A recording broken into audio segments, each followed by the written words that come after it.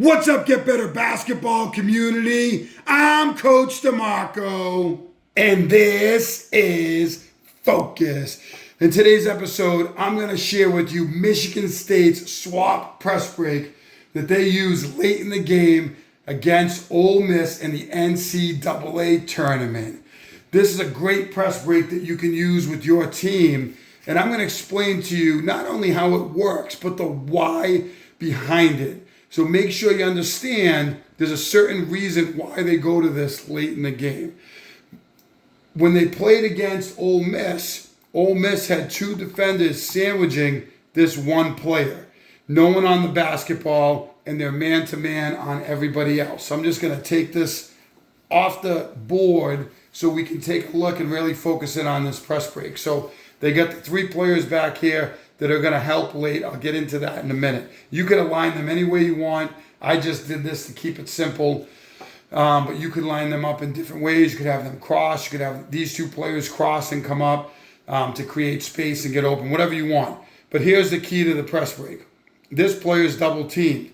Two is going to run the baseline. I think they actually could have ran a little further, but they run the baseline, and they end up over here, and one is just going to calmly come out of bounds. Now, this is after a made basket, and as you know, in these situations, you can throw a pass across. This is becoming more and more, actually, it's always been popular, just happened to see it a lot in this year's tournament. Now, why would they do that? Well, there's two players on him. They're either going to follow him here and out of bounds, and it's going to leave two open. So two is going to pass to one, and then if this defender doesn't recover quick enough, two steps in, you hit them, and you get the ball back. Against Ole Miss, I don't think they gave themselves enough space when they did this. So it let this, when two came in, it allowed this defender to get back on him. Two tried to come up and come back to the ball. One ran the baseline to hit them, wasn't able to. They get one of these players late. They end up hitting this player, and then one steps back in bounds. They go back to one, and he dribbles up the middle of the floor. I think against a lot of teams, I thought Ole Miss did a pretty good job. You're going to go from 2 to 1. Two's going to step in, and one's going to hit them right away. Ball's in bounds. 13.9 or so seconds left.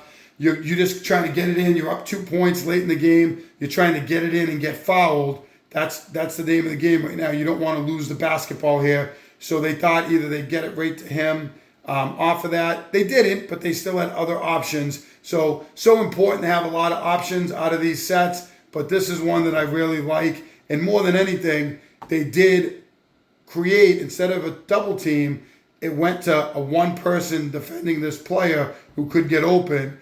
They didn't both go to him and double team him. So there's a lot of reasons that this can benefit your team in these situations. Let's check it out.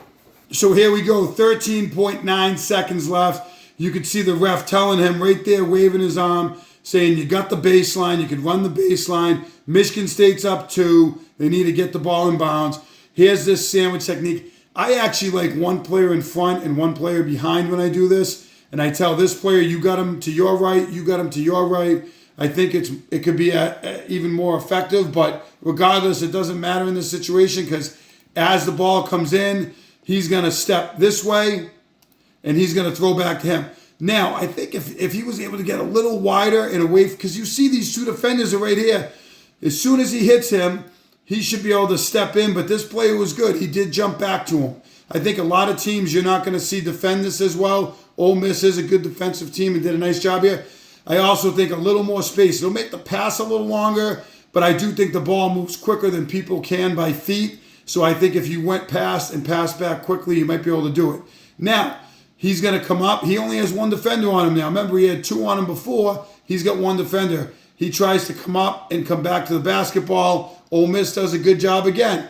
This is where these three players, I would have almost two players at half court, maybe cross each other to create some space and maybe like a brush screen. But they are going to come up late. He's going to come to the basketball and catch. They're going to try to get a double team on him. He's going to go right back to the inbounder, up the middle. They get fouled, and Michigan State ends up winning this basketball game. Situational basketball is so important. You got to have sets and plays for different types of situations in the game. This one was one that worked well for Michigan State and one that you can use with your team in a similar situation. This is a great set that you can use with your team at the end of the game when different situations arise. And as I said, a lot of teams use it in this year's NCAA tournament. If you like this swap press break for Michigan State, then make sure you hit that like button down below, turn on your notifications, and subscribe to Get Better Basketball on YouTube for more great video breakdowns each and every week. As always, get better every day.